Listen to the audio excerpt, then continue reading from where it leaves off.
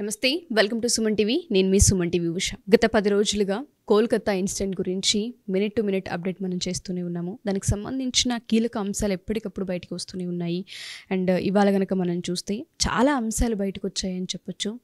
కీలక అంశాలపై విచారణ జరుగుతుందని కూడా మనం వింటూ ఉన్నాము. అండ్ దాంతోపాటు ఎవరైతే సంజయ్ రాయ్ ఉన్నారో ఆయనకు సంబంధించిన డేటా ఏదైతే ఉందో, ఎప్పుడైతే కోర్టులో విచారణ జరుగుతుందో, నేను కాదు నాకు ఇన్ఫ్లుయెన్స్ చేయబడ్డ వాళ్ళు చాలామంది ఉన్నారన్న వార్త కూడా మనం వింటూ ఉన్నాము. And Sanjay Roy mother interview కూడా మనం చూస్తున్నాము. అండ్ దాంతోపాటు విచారణలో చాలా కీలక అంశాలు బయటకు వచ్చాయి. మరి దీని అన్నింటికి సంబంధించిన పూర్తి విచారణ ఏంటి, ఏ విధంగా ముందుకెళ్తున్న దానిపైన పృథ్వీరాజ్ గారు మనతో మాట్లాడడానికి ఉన్నారు. నమస్తే పృథ్వీరాజ్ గారు. నమస్తే సార్. గత 10 రోజులుగా మనం ఈ ఇన్సిడెంట్ పైన మాట్లాడుతూనే ఉన్నాము. మినిట్ టు మినిట్ ఏం జరుగుతుంది, అసలు ఎంక్వైరీ ఏ విధంగా ముందుకు వెళ్తుంది, ఇన్వెస్టిగేషన్లో ఏ విషయాలు బయటకు వచ్చాయన్న వాటిపైన మనం మాట్లాడుతున్నాం. కోల్కతా ఇన్సిడెంట్కి సంబంధించి జస్టిస్ వచ్చే అవకాశం ఏ విధంగా ఉంది అంటారు? ఇప్పటివరకు మన వరకు ఉన్న అప్డేట్ ఏంటి సార్? ఉషా, దీంట్లోనూ మనం బాగా ఖచ్చితంగా మనం ఒక దూర దృష్టితో ఆలోచించాల్సినటువంటి అంశాలు చాలా ఉన్నాయి. దీంట్లో మానభంగం జరిగింది, తర్వాత హత్య జరిగింది, దురదృష్టం.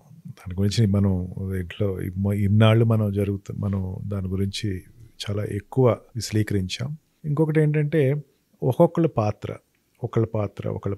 పాత్రలు కూడా మారుతానే ఉన్నాయి. ఒక్కొక్కళ్ళ పాత్ర కీలకం అవుతుంది, ఒక్కొక్క పాత్ర ఫీడప్ అవుతుంది. అంతకుముందు ఏంటంటే పోలీసులు ఉన్నారన్నారు, పోలీసులు ఇప్పుడు లేరు.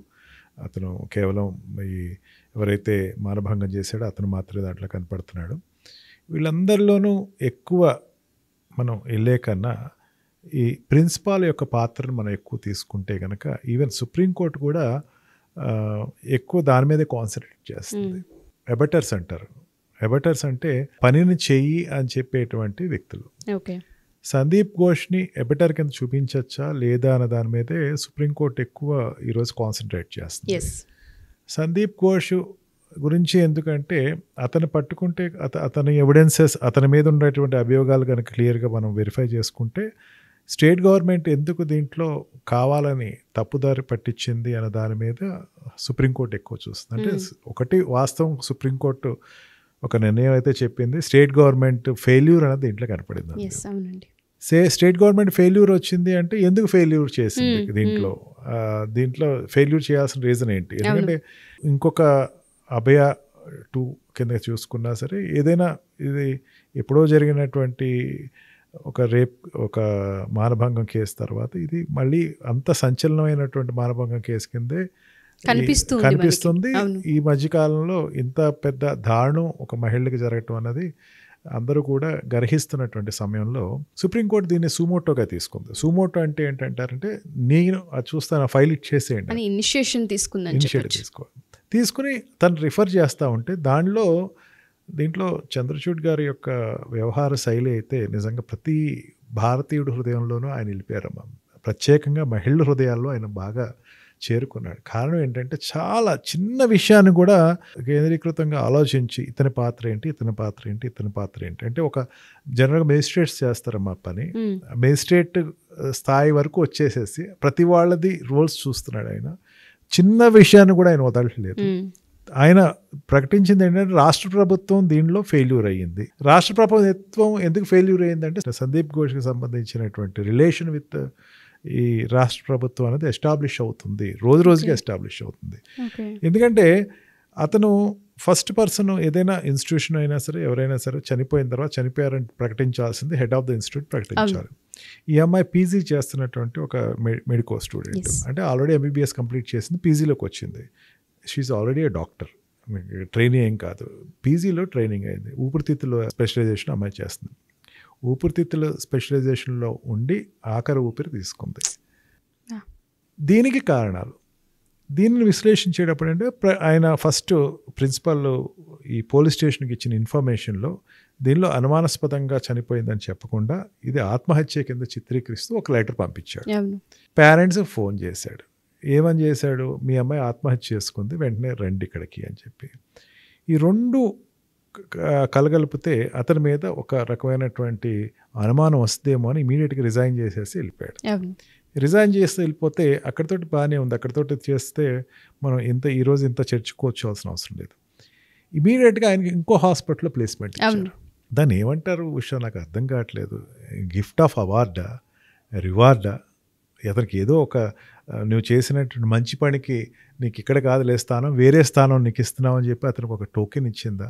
నేను కాదు అనుమానం వ్యక్తం చేసింది, సుప్రీంకోర్టు అనుమానం వ్యక్తం చేసింది. దేశ ప్రజలందరూ కూడా ఇప్పుడు దాని గురించి మాట్లాడుతున్నారు. అసలు ప్రజలందరూ కూడా గగ్గోలు పెట్టేస్తున్నారు, ఉడికిపోతున్నారు. అసలు అందరికి ఏంటి ఇతనికి ప్రమోషన్. అంతేకాకుండా నిన్న ఒక లెటర్ బయటకు వచ్చింది. మమతా బెనర్జీ గారు ఒక విషెస్, అతను 30th June 2022లో ఆయన బర్త్డేకి ఒక లెటరు ఆయన పంపించారు మమతా బెనర్జీ. ఆ లెటర్ చెప్తున్నాను. ఓకే. దాంట్లో ఏమని రాశారంటే, ఆవిడ స్వయంగా పంపించిన letter. Dear professor Ghosh, please accept my heartiest greeting and best wishes on your birthday.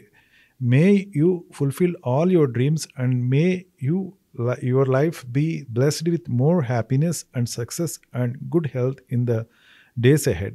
I also wish you family members all the best, very best with regards, Mamata Banerjee అని చెప్పి ఆవిడ 30th June 2022లో ఒక wishes greetings పంపించింది.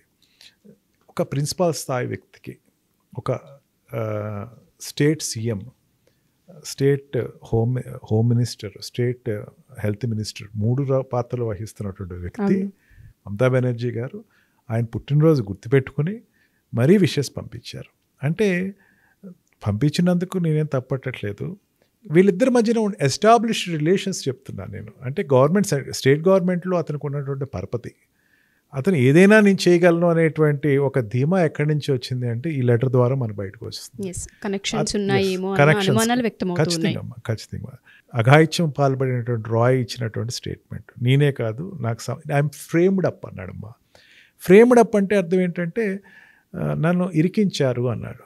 ఈ ఇరికించాడు అన్న మాటని magistrate కోర్టులో ఏదైతే తను చెప్పినటువంటి ఈ అఘాయిత్యం చేసినటువంటి ప్రబుద్ధుడు రాయ్ చెప్పినటువంటి స్టేట్మెంటు, తర్వాత ఈ relation establishment with the state government చూస్తే రెండింటికి మనం కలిపితే కనుక ఖచ్చితంగా ఒక బలమైనటువంటి డౌట్ అయితే పెట్టుకోవచ్చు. ఇతను ఈ రాష్ట్ర ప్రభుత్వం తనకు ఉండేటువంటి స్నేహ సత్సంబంధాలతోటి విచ్చలవిడిగా తన కార్యకలాపాలు చాలా చేస్తున్నాడు. ఒక్కొక్క యాంగిల్లో నాకు డౌట్ కూడా వస్తుంది ఏంటంటే, ఈ ఇన్సిడెంట్ బయటపడని అనేక సమాధులు అక్కడైతే చాలా ఉన్నాయేమో అనిపిస్తుంది. ఎందుకంటే అతను జనరల్ క్యాజువల్ రాసేసాడు లెటరు, మీరు ఈ కేసుని ఆత్మహత్య కింద చూసుకోండి అని చెప్పేసి పోలీస్ వాళ్ళు పంపించేయటం, మీ అమ్మాయి ఆత్మహత్య చేసుకుందని చెప్పేసి క్లోజ్ చేసేయటం. అదేదో కొంచెం రెపికల్స్ బాగా లేనప్పుడు వెంటనే ఆ కాలేజ్ వదిలేసి ఇంకో కాలేజీకి వెళ్తాం. అంటే సర్వసాధారణంగా ఇక్కడ ఒక పెద్ద మాఫియాని నడిపేటువంటి హెడ్ కింద అతను చెప్పచ్చు మనం. ఓకే. అతన్ని ఏమాత్రం క్షమించాల్సిన అవసరం అయితే అతను లేదు.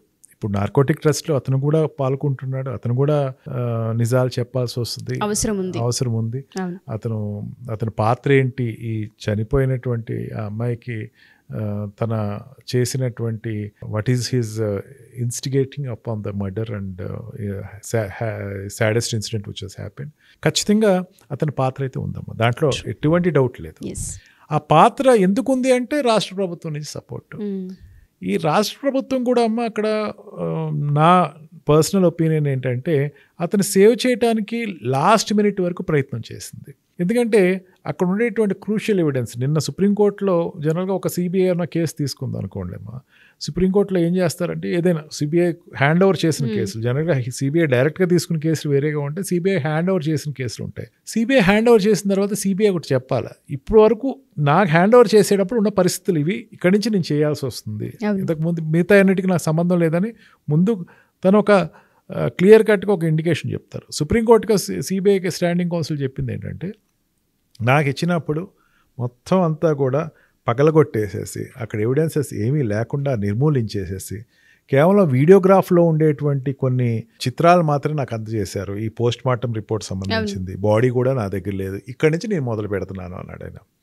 అంటే ఇంత సీరియస్ ఇన్సిడెంట్ని మెయిన్ ప్రిన్సిపల్గా ఉండే వ్యక్తి అక్కడ మొత్తం ఎవిడెన్స్ని నాశనం చేసేయాలి అని చెప్పేసి ప్రయత్నం చేశాడు అంటే అతని పాత్ర లేదని ఎందుకు అనుకుంటారమ్మా? అసలు ఖచ్చితంగా అతని పాత్ర ఉందని నాకు అనుమానంగా ఉంది. అతను ఆ ఎవిడెన్స్ మొత్తం క్లియర్ చేసేసి పోలీస్ వాళ్ళకి ఇన్వెస్టిగేషన్ హ్యాండ్ ఓవర్ చేసినా సరే, మెయిన్ ఏంటంటే స్టేట్ గవర్నమెంట్కి సెంట్రల్ గవర్నమెంట్కి వెస్ట్ బెంగాల్లో ఇప్పటి నుంచి గొడవ నడుస్తూ ఉంది. ఇదివరకు కూడా సిబిఐ వాళ్ళు ఎవరో అక్కడ సిబిఐ డైరెక్టర్స్ వీళ్ళందరూ వస్తే వాళ్ళందరినీ అరెస్ట్ చేయటం, అక్కడ ఉన్న గవర్నమెంట్ అరెస్ట్ చేయటం, ఆ సిబిఐని నెట్టేయటం, మా స్టేట్లో సిబిఐ రావద్దు అని చెప్పటం. సిబిఐ అన్నది ఒక జాతీయకంగా భారతదేశానికి సంబంధించినటువంటి చాలా సీరియస్గా ఇన్వెస్టిగేట్ చేసేటువంటి సక్సెస్ఫుల్ ఇన్వెస్టిగేటింగ్ ఆఫీసర్. వాళ్ళు రావద్దు నా రాష్ట్రానికి అని చెప్పడం అనేది ఇదివరకు ఆవిడ చెప్తా ఉంటే ఆశ్చర్యానికి గురి చేస్తున్న అంశాలే ఎక్కువగా ఉన్నాయని చెప్పొచ్చు సార్. ఖచ్చితంగా అమ్మా, ఇదివరకు చెప్పిందంటే నిజమేనేమో, సిబిఐ తప్పేమో అని చెప్పేసి అనుకోవచ్చు. ఇప్పుడు అర్థమవుతుంది, తేట తెల్లమవుతుంది ఏంటంటే సిబిఐది కాదమ్మా, అక్కడ రాష్ట్ర ప్రభుత్వానికి ఇక్కడ ఉన్న ఇటువంటి ఘోష్ లాంటి అనేక వ్యక్తులను కాపాడటం కోసం అని చెప్పేసి చేస్తున్న ఒక ప్రయత్నమే. ఏదైనా సరే సమాధి చేసేద్దాం, ఏదో తప్పు అయిపోయింది, చిన్న పనిష్మెంట్ ఇచ్చేసి మళ్ళీ రేపొద్దున ఇది రిపీటెడ్గా దగ్గర ఒక 8 years నుంచి నడుస్తున్నటువంటి ఒక వ్యవహారం అమ్మ. ఈరోజు ఒక్క సేమ్ డే 1 dayలో రాదమ్మ. 8 years నుంచి సిబిఐని రానివ్వకుండా కంట్రీకి సంబంధించినటువంటి అత్యున్నతమైనటువంటి ఇప్పుడు రా ఏజెన్సీ అంటారమ్మా, లేకపోతే ఇంకొక ఇంటర్నేషనల్ ఏజెన్సీస్ ఏదైతే ఉంటాయి, ఆ ఇంటర్నేషనల్ యుఎస్లో ఒక ఏజెన్సీస్ ఉన్నాయి, వీటితోటికి ఈ సిబిఐని పోలుస్తారమ్మా. ఎందుకు పోలుస్తారు? ఈ ప్రతి కంట్రీకి ప్రెస్టేజియస్గా చెప్పేది ఏంటంటే ఏదైనా ఒక ఇన్సిడెంట్ జరిగితే వాళ్ళు వెలికి తీసేటువంటి విషయాలు ఆ పెద్ద సంస్థ ఏది అంటే వాళ్ళు పోర్ట్రేట్ చేస్తారు. అట్లాగా సిబిఐ అనేది ఒక పెద్ద ఆర్గనైజేషన్. మీరు ఇది రాకూడదు, నా స్టేట్కి రాకూడదు, నేను చేసేసుకుంటా. ఏం చేసుకున్నారు? మొత్తం ఎవిడెన్స్ క్లోజ్ చేసేసి మొత్తం అంతా చేసి పిల్లలందరూ కూడా బయటకు వచ్చారమ్మా. ఈ రోజుకి కూడా డాక్టర్స్ అందరూ బయటకు వచ్చి సుప్రీంకోర్టు అత్యున్నత న్యాయస్థానమే చంద్రచూడ్ గారే దయచేసి మీరు విధుల్లోకి వెళ్ళండి, ఇవాళ నుంచి నేను తీసుకున్నాను కదా రెస్పాన్సిబిలిటీ, తల్లికి పిల్లలకి తల్లి ఎట్లా చెప్తుందో అట్లా చెప్పిందమ్మా సుప్రీంకోర్టు. మీరందరూ వెళ్ళండి, మీరు డ్యూటీలోకి వెళ్ళండి, లేకపోతే చాలా ఇబ్బందులు పడతారు అని చెప్పేసి ఎంత స్పష్టంగా చెప్పిందంటే పరిస్థితి అంతా చేయి దాటిపోయిందో అర్థమవుతుందమ్మా. అంటే మీరు ఇంకా ఆపేసేయండి దయచేసి, నేను చూసుకుంటున్నాను కదా ఇవాళ నుంచి, నేను చూసుకుంటాను, మీరు వెళ్ళండి విధుల్లోకి, మీరు వెళ్ళండి అనేసరికి వాళ్ళ పిల్లల్లో అమ్మ ఇటువంటి ఈ ప్రిన్సిపాల్ కాకపోతే ఇంకో ప్రిన్సిపాల్ ఉంటాడు, వాడు కూడా ఇట్లాంటి వాడు వస్తే కనుక మా రక్షణ ఏంటి? ఆ రక్షణ మాకు కల్పించే వరకు మేము వెళ్ళాం. ఇట్లాంటి ప్రిన్సిపాల్స్ దగ్గర మేము వర్క్ చేయమని మేము చేయలేం, మాకు చాలా కష్టంగా ఉంది అని చెప్పి బయటకు వస్తున్న సందర్భంలో ఇదొకటే కాదమ్మా, చాలా కాలేజెస్ కూడా బయటకు వస్తున్నాయి. అవి ఇంకా లైమ్ లైట్లోకి రాలేదు. నాకైతే 2-3 కాలేజెస్ అవి కూడా బయటికి వచ్చి ఒక మీటూ లాగా అవి కూడా మాకు కూడా ఇట్లా అన్యాయం జరుగుతుంది, మాకు స్నేహితులకి ఇట్లా జరిగిందని చాలా కాలేజెస్ బయటకు వచ్చి చెప్తున్నాయి. ఇటువంటి ఇది రావటం నిజంగా చాలా బాధాకరమైన విషయం. True sir. సో ఏదైనా రోజుకి కనుక మనం చూస్తే కీలక అంశాలు బయటకు వస్తున్నాయని చెప్పొచ్చు సార్. రోజుకు ఒక న్యూస్ మనం వింటూ ఉన్నాము, ఎన్నో వార్తల్లో మనం చూస్తూ ఉన్నాము. ఈ ఇన్సిడెంట్కి సంబంధించి న్యాయం జరగాలని కోరుకుందాం. Thank you sir, thank you so much. Thank you.